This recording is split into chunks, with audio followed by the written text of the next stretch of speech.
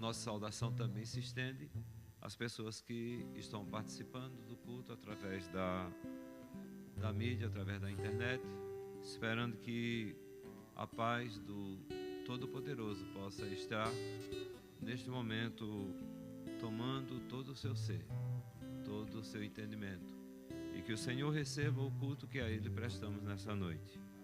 Salmo 135. Aleluia! Louvem o nome do Senhor, louvem-no, servos do Senhor, vocês que servem na casa do Senhor, nos pátios da casa do nosso Deus. Louvem o Senhor, pois o Senhor é bom. Cantem louvores ao seu nome, pois é nome amável. O salmista está convocando a congregação a louvar o nome do Senhor, pois o seu nome merece a nossa adoração. Senhor, nós queremos louvar agradecidos, louvar o teu nome pela oportunidade maravilhosa que o Senhor nos dá de subirmos à tua casa para prestarmos um culto ao Senhor. Deus, em nome de Cristo Jesus, que todos os impedimentos que porventura se levantem, todo e qualquer espírito de dispersão, pensamento que muitas vezes, Senhor, quer nos desviar da adoração ao Senhor, que seja agora bloqueado em nome de Jesus, e que o nosso ser, o nosso entendimento esteja voltado para o Senhor, que estejamos aqui fisicamente, espiritualmente, e que te prestemos um culto em espírito e em verdade. Ó Senhor, seja em nome de Cristo Jesus engrandecido o teu nome nesta noite, e que o Senhor esteja aperfeiçoando o culto que a ti prestamos a partir deste momento, que as pessoas que estão acompanhando através da internet, que possam receber uma grande bênção nesta noite, através dos louvores, através da mensagem, como também nós que aqui nos encontramos, que possamos ser alimentados, possamos também dar ao Senhor a merecida honra, glória e louvor, em nome de Cristo Jesus. Amém. Vamos continuar. Senhor, agora profetizando.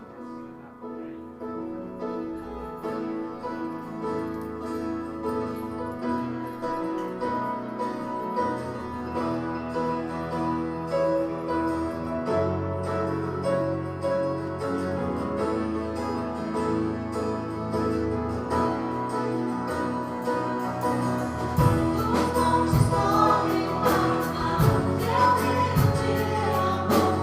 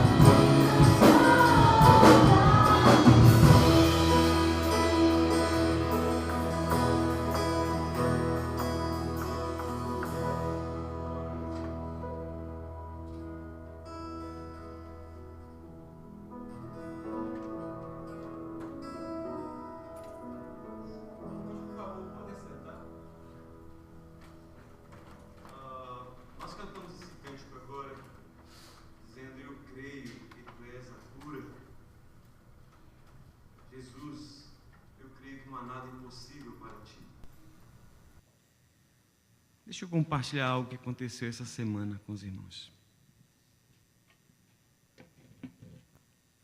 Acho que foi na terça-feira.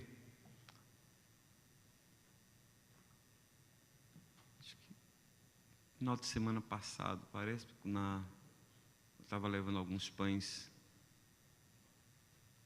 para algumas empresas aqui. E ali fiquei sabendo, através do Júnior, não está aqui hoje, trabalha com o Beto, que o pai de um rapaz que está trabalhando lá estava passando mal, estava internado no hospital. Esse senhor, um senhor de 50 e poucos anos, veio passar 12 dias aqui com o filho e ficou 2 dias lá no norte, estava muito frio, resolveu vir para cá. E começou a tossir, daqui a pouco começou a tossir sangue, resolveram internar, e o certo é que já está, acho que quase 2 meses internado. E na terça-feira eu cheguei em casa, por volta de uns meio-dia mais ou menos, ou antes do meio-dia um pouco, e falei com a Jandira assim, eu estou sentindo no coração que eu devo visitar aquele homem. Não conheço, o Júnior só falou para mim, pediu para a gente orar por ele. Estou sentindo meu coração de orar por aquele homem, lá no hospital. Almocei e saí, aqui no Broward. Quando eu cheguei, ele estava sozinho, ali, entubado, mas lúcido.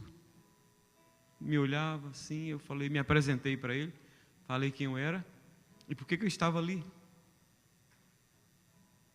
E depois de uns 15 minutos de conversa, a enfermeira, que toma conta daquele departamento ali, chegou e falou assim, que bom que tem alguém da família aqui, porque a gente está precisando falar algumas coisas. E aí eu disse, não, mas eu não sou da família, eu sou só um amigo que vim orar, sou um pastor que vim orar por ele. Aí ela falou assim, não, mas a esposa dele está chegando. E nisso juntou um médico, juntou mais outro médico e ficamos todos assim do lado da cama dele. E ele olhando para todo mundo, como que sem entender aquele movimento de gente ali. E ali a enfermeira portuguesa começou a traduzir para ele, para aquela família, não é? O que estava acontecendo. E a palavra foi exatamente essa. Eu queria saber de vocês se vocês concordam a gente transferi-lo para o andar de cima. Porque o andar de cima é para pacientes em estados terminais. E ele já não tem mais esperança de vida. E ele, então, precisa ser removido daqui, porque não tem chance mais de sobreviver. Assim, na bucha, com a esposa dele e com ele, ouvindo. Eu tomei um susto assim, comecei a conversar com ela, falei assim, olha, vamos conversar ali no corredor, acho que aqui nem é o momento de conversar esse assunto aqui diante dele. Aí ela disse para mim assim, mas americano conversa dessas coisas. Eu disse, mas a cultura americana é diferente da brasileira, vamos conversar ali fora. Fomos para o corredor e começamos a conversar. E depois de uma meia hora de conversa, o médico explicou tudo o que estava acontecendo. Ele estava com infecção e as válvulas do coração estavam abertas e não resistiam à cirurgia e praticamente estava sentenciado à morte. E ele só queria saber se poderia levá-lo para cima, para o 3º andar. Eu chamei, depois que eles conversaram, eu chamei aquela senhora para uma sala de espera e por enquanto ela estava forte, assim, firme, conversando com o médico, falando a respeito desse assunto. Mas quando nós chegamos na sala de espera, essa mulher desmontou a chorar. E ela chorou com uma meia hora, eu do lado dela ali, sem ninguém. E naquele momento eu entendi. Falei, agora eu sei porque o Espírito Santo de Deus falou comigo, vai naquele hospital. E naquele instante que eu estava ao lado dela, eu falei com ela assim, olha, o que eu estou fazendo do seu lado, o Espírito Santo quer fazer com você. Ele quer te consolar, te confortar. Ele quer te encorajar. Por isso que ele me mandou aqui. E li um texto, alguns textos da Bíblia com ela, e falei, olha, você e eu, nós estamos sendo desafiados a crer que Deus vai operar um milagre na vida do seu marido. Você tem duas opções: aceitar esse desafio ou aceitar a palavra do médico como palavra final e entregar. Ela disse: não, pastor, eu quero caminhar dentro dessa visão.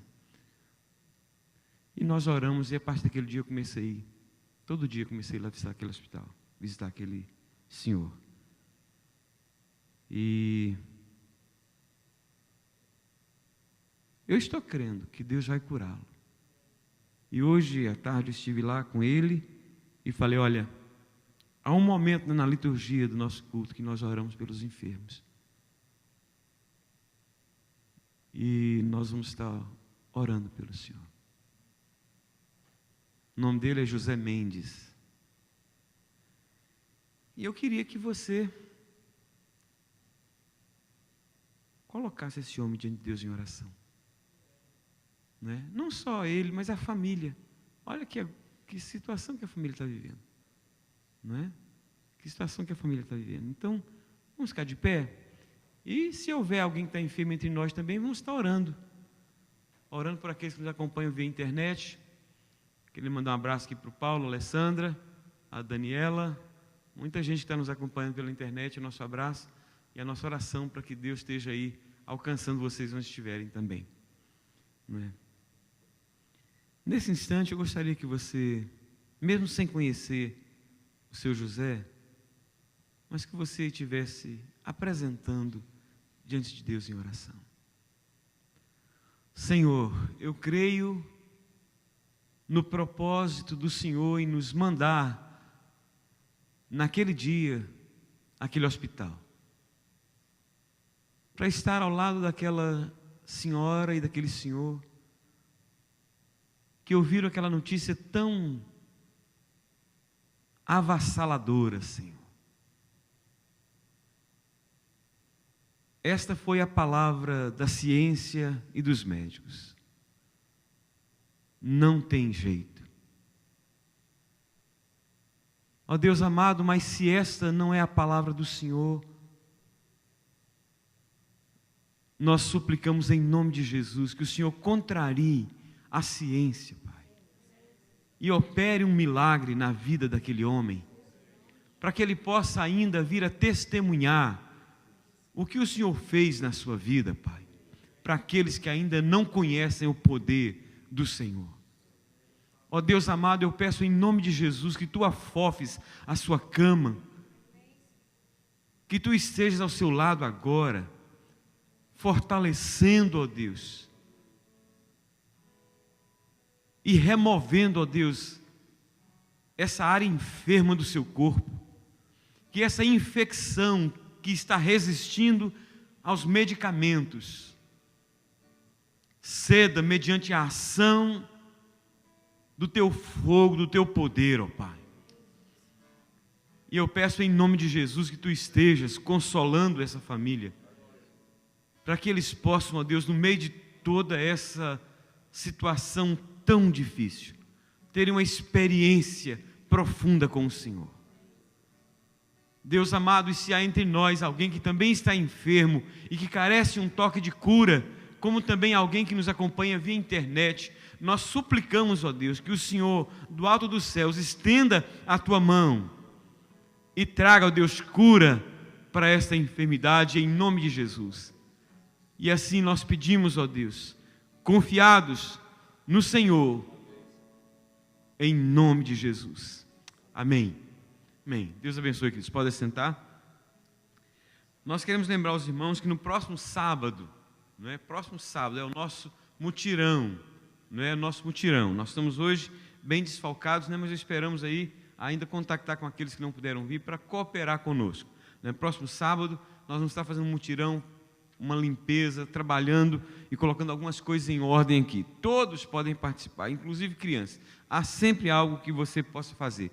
Mesmo quem não tem uma habilidade especial na área de construção, mas há sempre alguma coisa que pode fazer. Se você não sabe, muitas vezes, colocar um brick ou fazer uma pintura, mas pode pegar alguma coisa, pode Tem muita coisa que pode fazer. Então, não tem ninguém que pode dizer assim, eu não fui porque eu não podia fazer nada. Pode sim, não é? Então, eu sei que, às vezes, algumas pessoas não podem porque, às vezes, vão estar trabalhando, ou por outra razão. Então, isso aí é perfeitamente entendível. Mas, se você, porventura, não estiver comprometido com o trabalho, alguma coisa assim, você tem como ajudar nisso aí. Também lembrando da nossa Valentine's Day, no dia 15 de fevereiro, né, às 7h30, é para toda a igreja, não é só para um grupo de casais, é para toda a igreja. Tá bom? Então, fica aí dado o nosso aviso. Todas as quintas-feiras nós temos esse convênio com o Publix e nós recebemos, apanhamos pães ali, não é? Distribuímos com a vizinhança, mas está aberto para os irmãos da igreja também que quiserem pegar, podem vir aqui, às 9h30 já estou aqui, não é? Tem que estar um pouco mais cedo lá no Publix de Coconut Creek, mas às 9h30 já estou aqui, já distribuindo aqui com a redondeza, com a vizinhança, não é? E aqueles que quiserem podem fazê-lo também. E sábado também eu faço a mesma coisa, também vamos lá e pegamos, não é? E normalmente no sábado a gente não tem como distribuir para todo mundo, então fica sempre ali no final, tem lá uma mesa com vários tipos de pães, de tortas, de biscoitos, não é? Então é para servir os irmãos, aqueles que quiserem pegar, não tenha receio, pode pegar, não é? De acordo com a quantidade que você possa comer. Ou o maná. O maná, teve alguém que pegou menos e ficou com fome. Teve alguém que pegou mais e deu bicho. Então, para não ficar nem com fome nem dar bicho, então pega a quantidade que você possa pegar. Aqui veio um senhor e disse assim para mim outro dia, né? Quanto que eu posso pegar? Eu disse, quanto você precisa? Quanto você precisa? Eu preciso de muito. De quantas sacolas? De sei quantas sacolas. Então pega tantas sacolas. E um outro chegou e disse, quanto que eu posso pegar? Eu disse, quanto você precisa? Uma sacola basta, é suficiente. Então pega uma sacola. Então lá no tempo de Israel, houve quem pegasse demais e deu bicho. Não precisava daquilo tudo, e deu bicho. E teve quem pegasse de menos e depois ficou com fome. Então pega o suficiente. O que tiver lá é para distribuir com a igreja, tá bom? Vamos cultuar a Deus trazendo no altar nossos dízimos e ofertas. Vamos ficar de pé, vamos louvar ao Senhor por isso.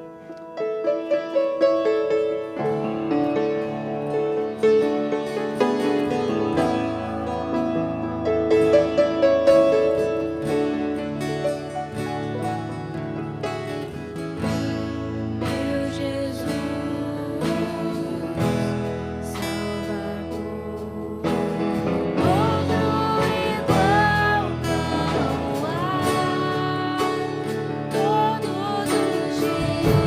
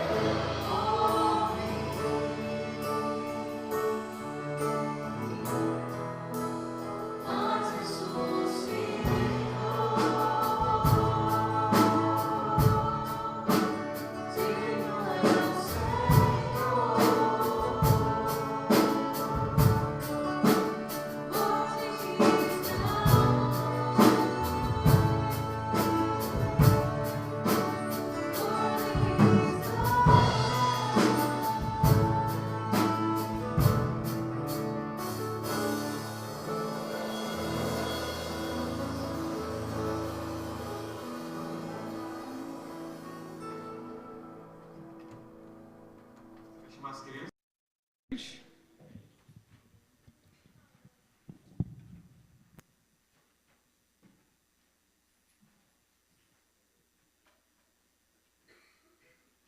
Quero agradecer de coração a Lu, que atendeu o nosso apelo, né? Para nos ajudar nesses dias aí que nós estamos desfalcados de professor de criança.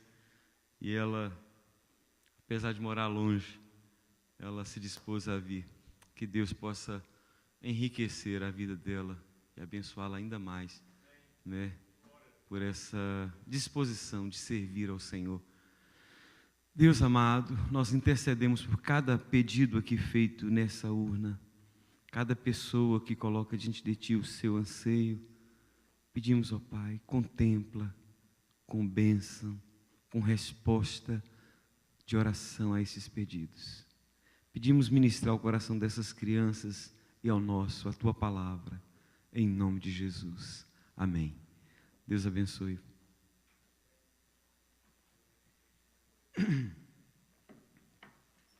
Quero compartilhar com os irmãos de uma série de 3 mensagens. A primeira mensagem, capítulo 12 de Hebreus.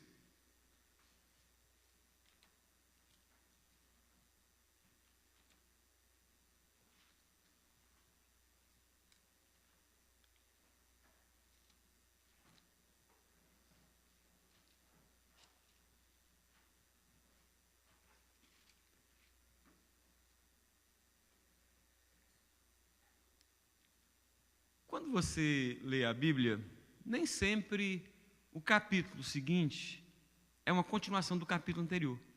Às vezes, um capítulo encerra aquele assunto. E o capítulo seguinte, ou às vezes nem precisa um capítulo seguinte, às vezes no meio daquele capítulo começa um outro assunto. Mas aqui não. O capítulo 12 é uma continuação do capítulo 11, literalmente uma continuação. Daí você vê essa expressão aqui, portanto, porque ela está ligando o capítulo anterior. O capítulo 11 fala dos heróis chamados heróis da fé, dos homens que venceram na fé, dos homens que tiveram experiências de lutas, mas de vitórias também. E aqui no capítulo 12 é uma continuação, em que depois de destacar essa série de homens e mulheres que venceram, o autor da carta continua dizendo, portanto, também nós, já tinha falado deles, agora vai falar de si. Portanto, também nós, visto que temos a rodear-nos tão grande nuvem de testemunhas, está falando daqueles homens do capítulo 11, que são as nuvens de testemunhas, desembaraçando-nos de todo o peso e do pecado que tenazmente nos assedia, corramos com perseverança a carreira que nos está proposta, olhando firmemente para o autor e consumador da fé, Jesus, o qual, em troca da alegria que lhe estava proposta, suportou a cruz, não fazendo caso da ignomínia, e está assentado à destra do trono de Deus. Considerai, pois, atentamente aquele que suportou tamanha oposição dos pecadores contra si mesmo, para que não vos fatigueis, desmaiando em vossa alma. Que Deus aplique a sua palavra ao nosso coração. Amém, queridos? Alguns anos atrás, quando você queria fazer uma pesquisa, um apanhado de homens e mulheres que venceram numa determinada área da vida, você tinha que fazer uma pesquisa exaustiva. Alguns mais antigos aqui sabem o que é enciclopédia Barça, Mirador, né? Mais antigo não, né? Uns menos jovens do que uns que estão aqui, né? Então conhece a enciclopédia Barça, Mirador e outras mais, que você ia lá, que era fonte de consulta obrigatória, não é? Se você queria saber, conhecer a respeito de determinadas pessoas. Hoje não. Hoje você chega e coloca no computador e clica a respeito de um assunto e quer saber os personagens que venceram nessa área. Astronautas. Pá! Falei astronauta porque eu vi o André ali. O astronauta não é porque ele vive viajando, não, é porque ele está dando um de astronauta agora de fabricador de foguete. Então eu queria colocar astronauta. Aí clicava lá e via astronauta, todos os astronautas. Né? E eu poderia aqui falar um tempo grande sobre qualquer profissional, qualquer área. Né? Você clica aqui hoje e sai aquela relação de personagens que você quer. Eu diria que capítulo 11 de Hebreus é mais ou menos assim, é um clique daquele que Deus resolveu colocar esses homens e mulheres juntos. Não são todos os homens e mulheres vencedores do Velho Testamento, mas uma boa galeria aí. É como se fosse Deus tivesse colocado num capítulo só essa quantidade de homens e mulheres para dizer assim, olha, isso tudo aí foi gente que venceu. Né? E você tem que levar esses homens a sério. Por isso que o texto fala assim, levando em consideração essa nuvem de testemunhas. Por quê? Porque eles venceram. E nós também podemos vencer. Nós podemos também ter uma vida vitoriosa. Não só na vida cristã, mas nas demais áreas da nossa vida também. Tem gente que gosta de falar sobre vida das pessoas que venceram. Eu gosto também. Mas eu tenho uma predileção por falar sobre as coisas que antecederam antes da vitória, o que veio antes da vitória. Eu tenho um livro que estou trabalhando nele há alguns anos, mas até hoje nunca levei adiante esse livro. E o título do livro é Antes do Pódio. Porque eu gosto de falar isso, porque às vezes as pessoas, quando olham para aquelas pessoas que venceram, uau, olha fulano, que bênção, viu, pastor? Cara, fantástico, olha onde é que chegou. Mas não sabe, às vezes, o que passou. A minha irmã, eu peço perdão para os irmãos, ela tem um ditado, porque ela é muito bem sucedida naquilo que ela faz. Ela trabalha na área de seguro em Belo Horizonte, e a empresa dela, a Patente Seguros, conseguiu ser hoje no Brasil, às vezes ocupa a segunda posição de empresa mais confiável na área de seguro no Brasil, a Patente Seguros. E eu tenho uns irmãos que gostam de sugar um pouquinho dessa projeção dela, dela fazer ela ser bem sucedida. E ela, às vezes, quando a gente está no meio, assim, entre família, ela fala assim, meus irmãos, você só vê a pinga que eu bebo, mas não vê os tubos que eu levo. Você só me vê as coisas boas que eu desfruto do meu trabalho, uma casa boa, um carro bom, uma situação confortável, mas vocês não sabem o que eu passo para poder chegar aqui, não é? E se vocês se submeterem a passar porque eu tenho, pelas agruras que eu passo, eu também chego lá. Toda semana eu vou umas 2 vezes lá na empresa do Beto, onde ele está trabalhando.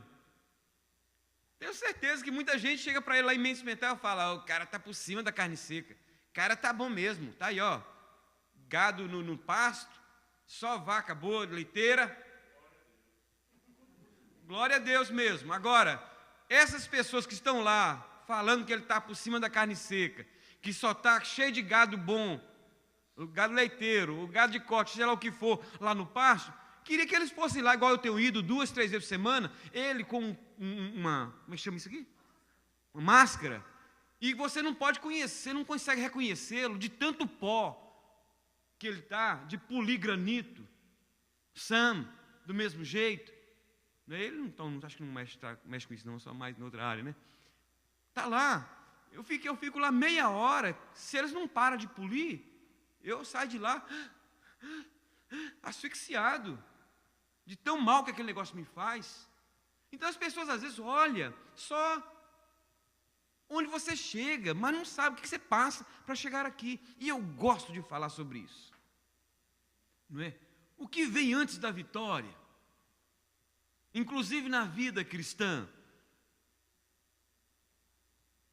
Você quer ter uma vida vitoriosa? Mas tem que saber que antes da vida vitoriosa tem que fazer algumas coisas. Primeiro, remover os empecilhos. Remover os empecilhos.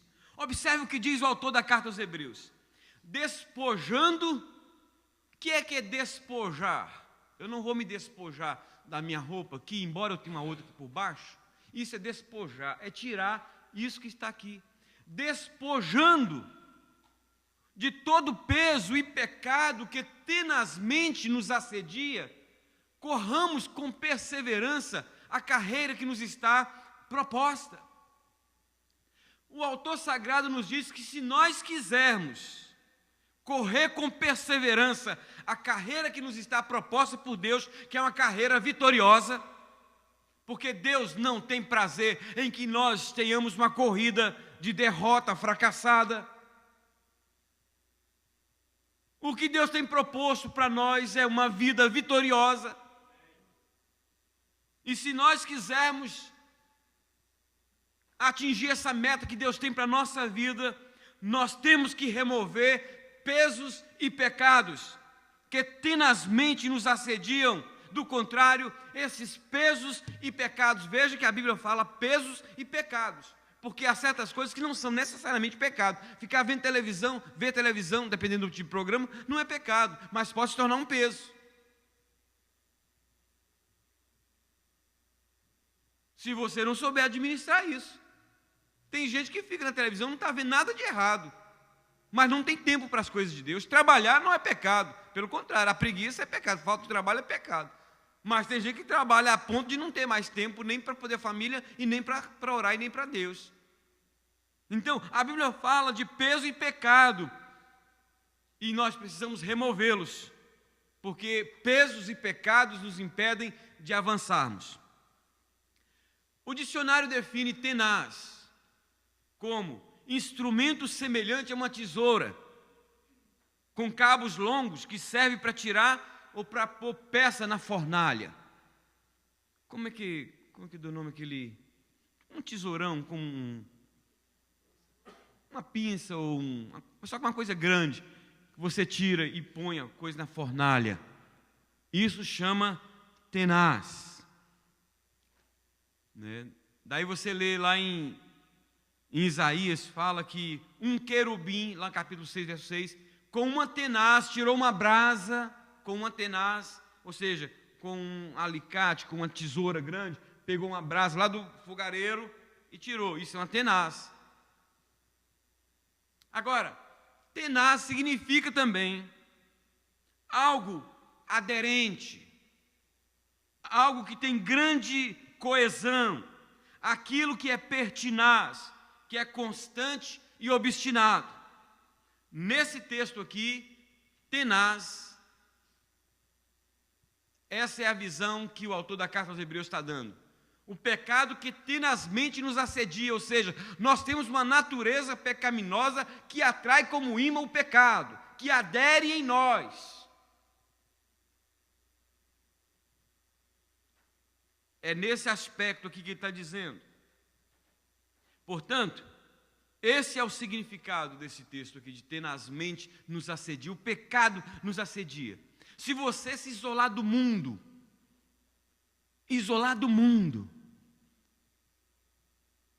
você pode estar certo que você vai estar atraindo pecado para você.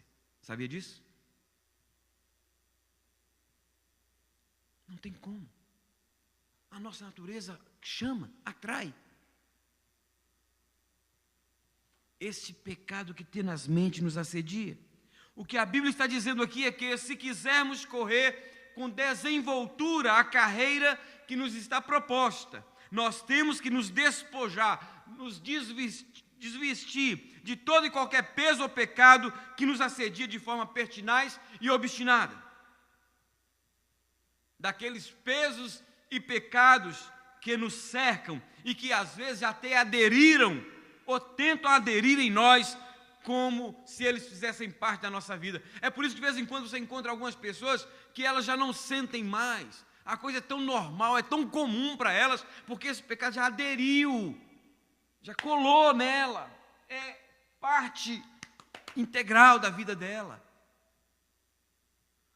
Quando Ezequias, o rei de Israel, começou a reinar, a primeira coisa que ele fez foi se desvencilhar dos empecilhos ou dos pesos e pecados que amarravam e travavam o reinado do seu pai.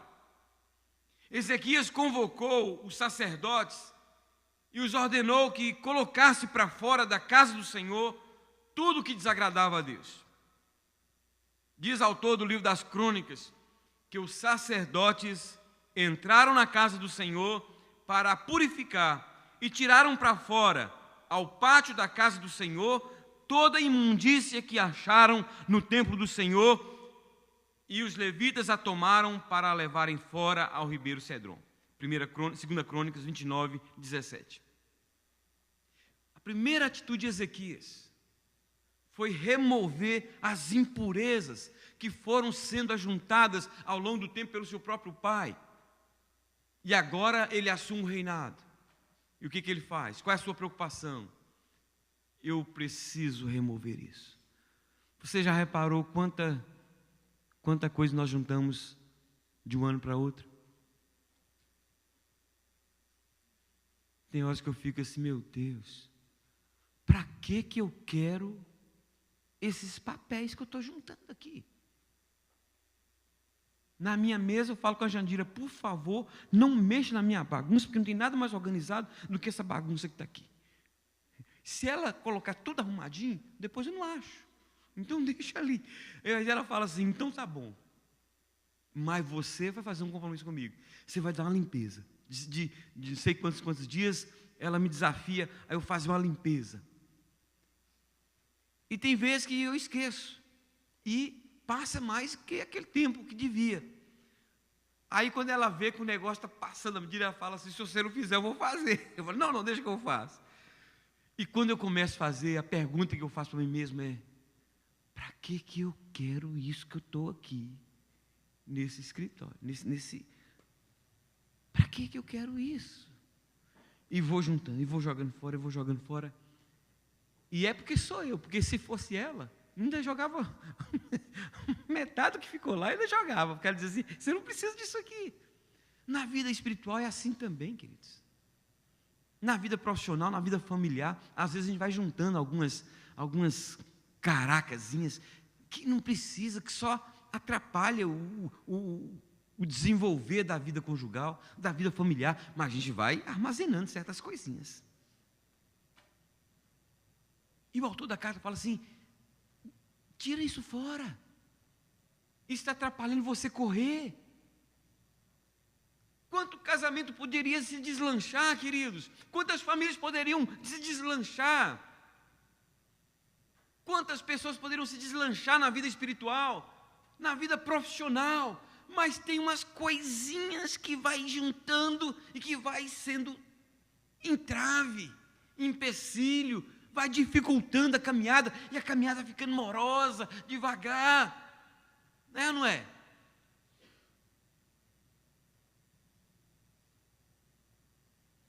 Em sua carta aos Efésios, com pesar no coração, tristeza na alma, o apóstolo Paulo exorta os crentes de Éfeso dizendo, ouça o que ele diz para os crentes de Éfeso, lá em Efésios capítulo 5. Não mais andeis, fala para os crentes, não mais andeis como também andam os gentios. Gentios são nesse contexto, é gente que não tem o temor de Deus, é gente que não conhece a Deus, gente que não experimentou ainda da conversão, gente que não tem essa alegria de servir a Deus, gente para quem pecado é uma coisa normal, que nem sente tristeza quando peca, aliás nem sabe, até abusa ou faz chacota de quem procura ter uma vida diferente. Então Paulo está dizendo assim, olha, não andam como andam os gentios, na vaidade dos seus próprios pensamentos, obscurecidos de entendimento, alheios à vida de Deus por causa da ignorância em que vivem, pela dureza dos seus corações. Agora, depois de fazer esse pedido aos crentes de Éfeso, em que ele diz o que eles não deveriam fazer, ele os orienta dizendo o que eles deveriam fazer. Primeiro ele fala, não andem como gentios. Mas vou dizer a vocês como é que vocês devem andar. Aí continua o texto. Deixando a mentira, fale cada um a verdade com o seu próximo. Não se ponha o sol sobre a vossa ira. Aquele que furtava, não furte mais. Não saia da vossa boca palavra torpe. Sabe o que significa palavra torpe? A expressão torpe tem o sentido, na língua original, de ovo goro. Para aqueles que não sabem o que é ovo goro, é um ovo choco. É quando o ovo se estraga dentro dele, passa da validade dele, não é? Aqui já deve ter gente que já deve ter quebrado um ovo e colocou na frigideira para fritar, e daqui a pouco colocou aqui, ó, o dedo no nariz que não aguentou, porque não sabia que estava choco e colocou lá, e dá um mau cheiro terrível. O ovo frito em si já deixa a casa com aquele cheiro de gordura, né? Agora imagina um ovo goro. E Paulo está dizendo assim, olha, não sai da vossa boca nenhuma palavra torpe. Irmão, você já viu crente que você vai conversar com ele, mas sai tanta ovo goro? Não é porque é mau hálito, não é mau hálito, não. Eu não estou falando de mau hálito, não estou falando, é de palavra suja mesmo. Um linguajar que você fala, uau, isso é linguajar de crente? Então ele está dizendo, olha, não, deixa a mentira. Resolva essa questão da ira no seu coração, não guarde isso não. Não sai da vossa boca nenhuma palavra torpe.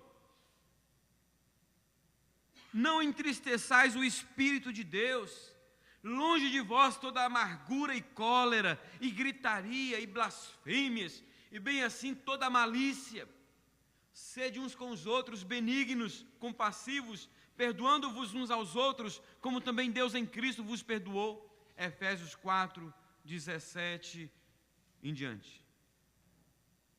Veja, amados, nessa primeira bateria de exortações, Paulo procura mostrar aos crentes de Éfeso, de forma bem específica, que se eles quisessem ter uma vida cristã vitoriosa, tinham que se desfazerem de alguns pesos e pecados que estavam amarrando-os e privando-os de desfrutarem de uma vida cristã saudável, por causa da impureza, da malícia, da mentira, do ressentimento, da falta de perdão, da amargura, dos pensamentos impuros que eles estavam alimentando em seus corações, entristecendo ao Espírito Santo que neles habitava.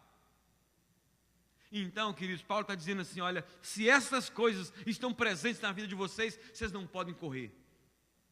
Vocês vão andar com dificuldade.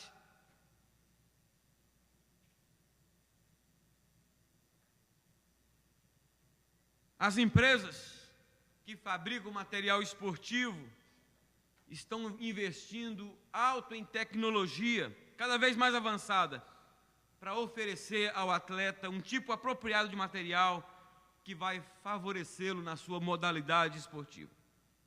Se você examinar o material esportivo usado por um corredor profissional ou por um jogador profissional, você irá descobrir que o calção, a camisa ou o tênis que ele usa se parece com os materiais convencionais, os materiais comuns usados pelos corredores normais. Mas quando você examina a textura, a qualidade do material, você vai descobrir que aquele material é um material preparado para aquela finalidade. É um material que não absorve e retém suor. Então, tudo que pode ser feito para que não se constitua em peso para o atleta, eles fazem para que o atleta possa deslanchar na sua corrida. É isso, queridos, é isso que Deus está querendo de nós. É por isso que Ele diz na sua palavra, desvencilhando de todo o peso e do pecado,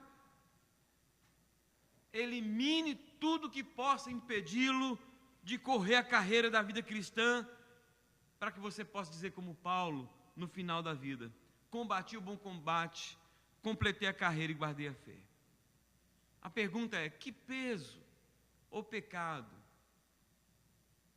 você está precisando remover da sua vida?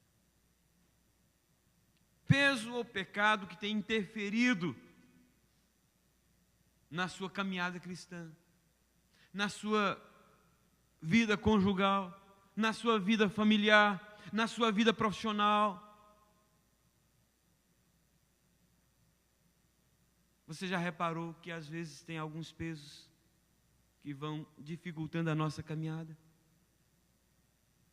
Nós não estamos isentos, todos nós estamos sujeitos, mas nós não podemos continuar com esses pesos. Nós temos que desvencilhar deles. No trabalho, é possível que você encontre com muita gente pelinha. O seu Olívio estava me contando ontem uma experiência de muitos anos atrás, que se não fosse a misericórdia de Deus, talvez ele não estivesse aqui, né? No trabalho, todos nós encontramos situações que às vezes nos magoam, nos aborrece, nos fere, nos choca, nos entristece. O que nós não podemos é continuar carregando essas coisas, senão elas travam a nossa caminhada, né? Um aluno que fica com raiva do professor, com ódio do professor, ele vai criar um bloqueio, ele não vai aprender, não é? Quem tem patrão, se ficar, você poderia de repente ser uma pessoa extremamente bem-sucedida, mas se você ficar, guardar essas coisinhas no seu coração, você não vai prosperar. Eu poderia falar de muita coisa aqui, mas eu acho que deu para entender, não é? O que vem antes da vitória? Vem esse trabalho de remover esses empecilhos que vão nos dificultando. Uma segunda coisa que nós queremos destacar aqui hoje: olhe com firmeza para o alvo. Olhe com firmeza para o alvo. Remover os empecilhos que nos impedem de avançar na carreira da vida cristã, profissional, familiar, financeira, é apenas o primeiro passo nessa corrida que precisa ser corrida de forma firme e determinada, tendo Jesus como nosso grande alvo. Nessa corrida, nós não podemos nos dar ao luxo de nos distrair e desviar o olhar daquele que deveria ser o grande objetivo da nossa vida, sob pena de vacilarmos e naufragarmos na fé, a exemplo do que aconteceu com Pedro. Eu vou ler um texto para os irmãos. Está em Mateus capítulo 14. Acompanhe a leitura, por favor, mesmo ouvindo, apenas ouvindo. Diz assim: logo a seguir, compeliu Jesus os discípulos a embarcar e passar diante dele para o outro lado, verso 22, enquanto ele despedia as multidões. E despedidas as multidões, subiu ao monte a fim de orar sozinho. Em caindo a tarde, lá estava ele só. Entretanto, o barco já estava longe, a muitos estádios da terra, açoitado pelas ondas, porque o vento era contrário. Na quarta vigília da noite, foi Jesus ter com eles, andando por sobre o mar. E os discípulos, ao verem-no andando sobre as águas, ficaram aterrados e exclamaram: é um fantasma! E tomados de medo, gritaram. Mas Jesus imediatamente lhes disse: tende bom ânimo, sou eu, não temais.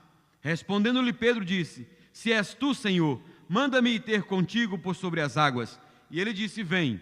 E Pedro, descendo do barco, andou por sobre as águas e foi ter com Jesus. Reparando, porém, na força do vento, teve medo e, começando a submergir, a afundar, gritou: salva-me, Senhor. E prontamente Jesus, estendendo a mão, tomou e lhe disse: homem de pequena fé, por que duvidaste? Minha pergunta é: por quanto tempo Pedro andou sobre as águas? E a resposta é: durante o tempo em que ele olhou para Jesus. A Bíblia não fala quantos segundos, quantos minutos, mas fala que durante o tempo que ele olhou para Jesus, ele andou sobre as águas. Quando é que ele começou a afundar? A partir do momento em que ele desviou o seu olhar de Jesus e começou a olhar para a força do vento que agitava as águas, as ondas que o cercavam. O autor sagrado nos convoca a corrermos com perseverança a carreira que nos está proposta. Mas não é de qualquer jeito, não. É olhando firmemente. Não é olhando de forma distraída, não. É olhando firmemente. para o autor e consumador da fé. Por que olhando firmemente? Porque o autor sabe que há muitas coisas que nos acontecem, que nos cercam no nosso dia a dia, não importa qual área for, na vida cristã, na vida conjugal, na vida familiar, muitas coisas acontecem que podem nos fazer tirar o olhar, os olhos do alvo. E quando isso acontece, nós temos aquela experiência negativa que Pedro teve, de começar a afundar. Agora, por que Jesus não afundou? Por que Jesus não falhou? Mesmo tendo diante de si a cruz, tão dolorosa. A resposta está no texto. Diz assim: em troca da alegria que lhe estava proposta, suportou a cruz, não fazendo caso da ignomínia, e está sentado à destra de Deus. Em troca da alegria que lhe estava proposta. Que alegria era esta? A alegria de saber que aquela missão que ele veio cumprir seria cumprida cabalmente, e nós seríamos salvos da condenação do inferno. E o trabalho que ele veio fazer aqui tinha tido resultado. Então ele via além da morte, ele via além da cruz, ele via além do sofrimento, ele via além da vergonha que estava passando, ele via além das dificuldades, ele via a vitória que ele teria. Esse olhar fixo de Jesus não permitiu que ele vacilasse, não permitiu que ele caísse, não permitiu que ele afundasse. Muitas pessoas que começam bem na caminhada da fé naufragam, porque daqui a pouco começam a surgir problemas, começam a surgir dificuldades na caminhada cristã, e é assim mesmo. Jesus não nos chamou para caminhar num caminho largo, ele disse que o caminho é estreito. Primeiro começa com a porta estreita, depois segue no caminho estreito.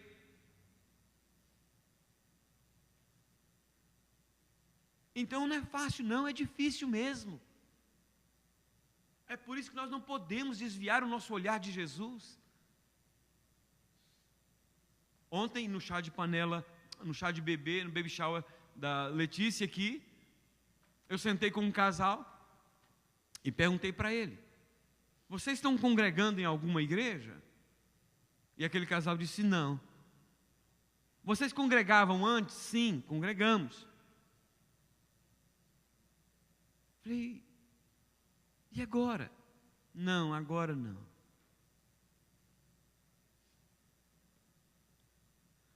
E eu disse: que tal começar essa caminhada de novo?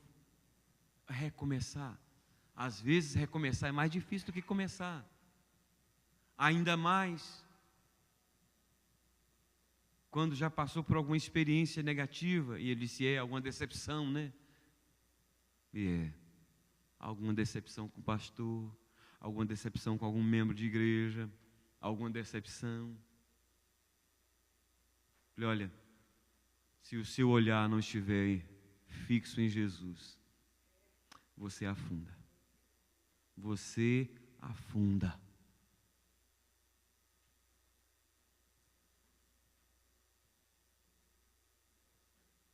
Quando andou fisicamente entre nós, Jesus disse a alguém que se ofereceu para segui-lo, dizendo: Senhor, eu vou te seguir, mas primeiro deixa eu despedir dos da minha casa.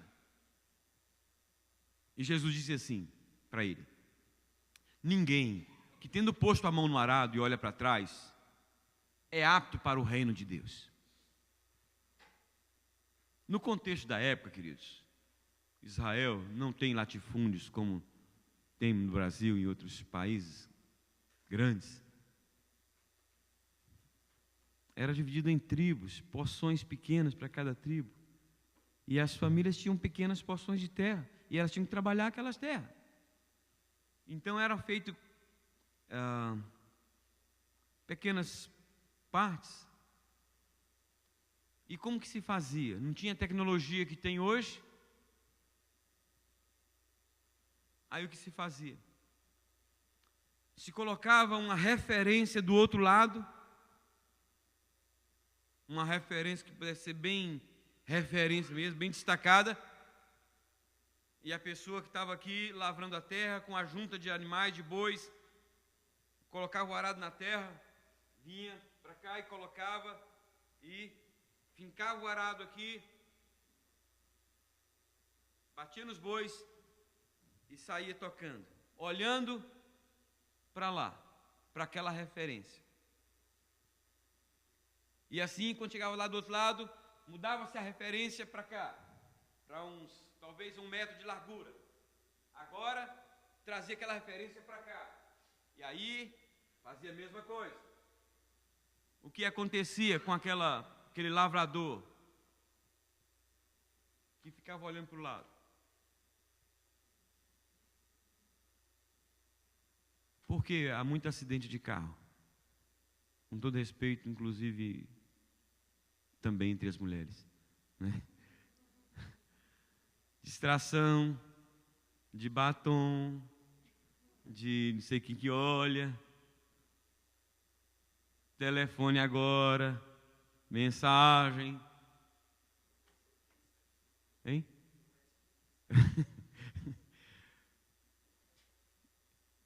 Distrai, você tira, um pouco você tira o olhar. O que acontece com o volante? Ó. Lá em Conselheiro Pena, acompanhamos o drama de um jovem senhor, novo, filhinha pequena ainda, ficou paralítico, paraplégico, porque o maço de cigarro que estava no painel do carro caiu e ele foi baixar para pegar. Desviou o carro, bateu no outro carro e ficou paraplégico. Jesus está dizendo o seguinte: se você não estiver disposto a segui-lo, olhando para Ele, você não está apto para o reino de Deus. Os grandes heróis da fé, mencionados no capítulo 11 de Hebreus, só tiveram seus nomes registrados nos anais da história porque ficaram fixos com seus olhares em Deus. Você acha que Noé não teve, em um determinado momento, alguma dúvida? Ou não foi, pelo menos, tentado a ter dúvida? Senhor, me escolheu para construir uma arca, que vai vir um dilúvio, e ele fica 120 anos pregando. Aí Deus chega e fala com ele, entra dentro da arca. E todo mundo, quem sabe, zombando, ó o velhinho caduco, ó o velhinho lá, o doidinho. Você já perguntou alguma vez por que só Noé, a esposa, os filhos e as esposas dos filhos entraram? Onde é que estavam os tios, os primos, os sobrinhos de Noé? Já perguntou alguma vez? Onde é que eles estavam? Por que eles não estavam lá dentro? E olha que eles tinham muitos, porque viviam muitos anos naquela época.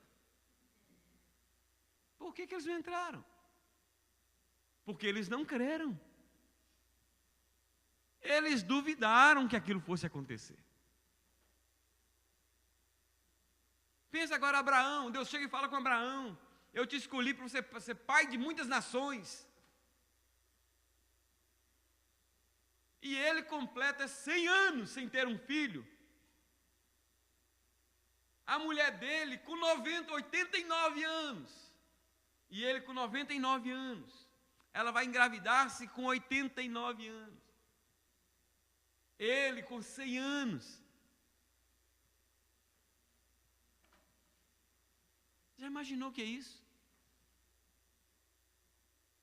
Quanta dúvida pode ter, foi tentado a ter. Teve um momento que ele disse: Senhor, se meu servo Eliezer aqui, vamos fazer através dele. Não, é através de você. Mas por que esses homens não caíram? Porque eles creram na palavra de Deus. Na hora que você começar a duvidar da palavra de Deus, você pode estar certo, você está a um passo da queda. É por isso que tem muito crente caindo.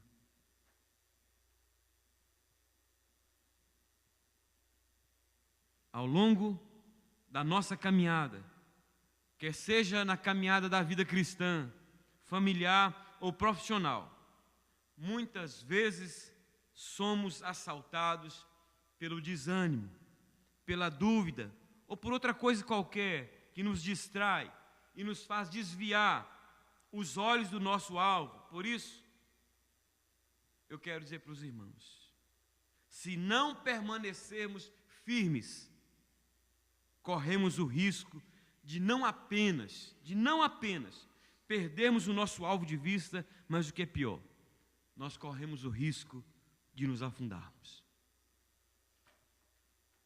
Quando Deus te chamou e te salvou, Ele tem propósito para a sua vida aqui na terra. E quando essa vida acabar, você vai estar com Ele nos céus. Mas se você deixar essas influências mundanas, carnais, essas influências dos incrédulos te atingir, você vai achar que sua vida é em função daqui mesmo, de tudo aqui, e acabou. Mas eu quero dizer a você que não é assim não. Então, uma vida vitoriosa é preciso, ela vem precedida de remoção de empecilhos. Em segundo lugar, de olhar com mais firmeza para o alvo. Semana que vem eu continuo essa mensagem. Porque Deus quer que nós tenhamos uma vida vitoriosa. Amém, queridos? Amém. Vamos ficar de pé, amados? Vamos orar?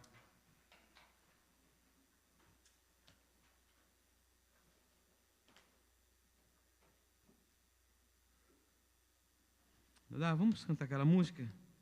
Se você já pensou em desistir, coloca aí procura aí, Teófilo.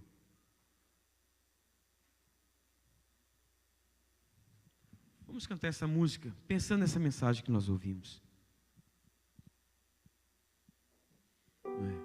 E fica firme, meu querido. Fica firme no Senhor. Não se deixe abater.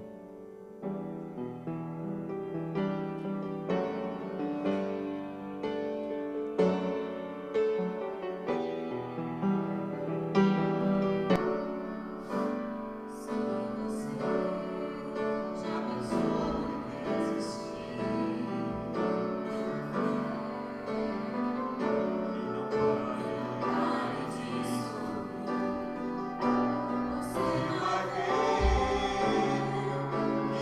que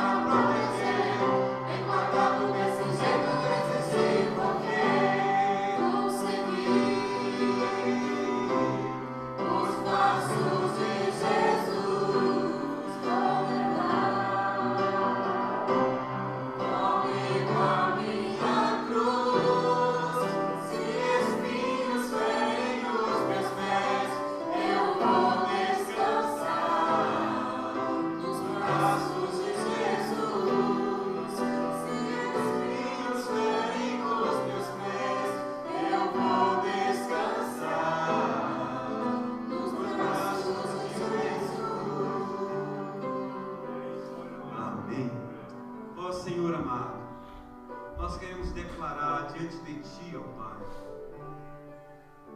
que nós entendemos que o Senhor colocou uma carreira para nós, e o seu alvo para nós é que nós sejamos vitoriosos, que nós corramos com desenvoltura essa carreira, ó Pai, mas nem sempre nós temos corrido assim, ó Pai, e pedimos que o Senhor nos dê graça para remover, ó Deus, aqueles empecilhos, aqueles pesos e pecados que têm às vezes dificultado a nossa caminhada, a nossa corrida. E pedimos, ó Pai, em nome de Jesus, que o Senhor fortaleça, ó Deus, e firme ainda mais a nossa fé em Ti, para que não venhamos tirar os olhos do nosso alvo, que é Jesus Cristo, o Teu Filho, nosso amado Senhor e Salvador. E assim, ó Pai, que essa palavra sirva, ó Deus, de alimento para a nossa alma durante essa semana e durante os dias da nossa vida, para que nós tenhamos essa corrida vitoriosa para a glória do Teu nome. Que a graça maravilhosa do nosso amado Senhor e Salvador Jesus Cristo, o amor de Deus, nosso eterno Pai, a comunhão, a consolação, o poder do Espírito Santo seja com todos nós, irmãos, com todo o povo de Deus na face da terra, hoje e para sempre. Amém.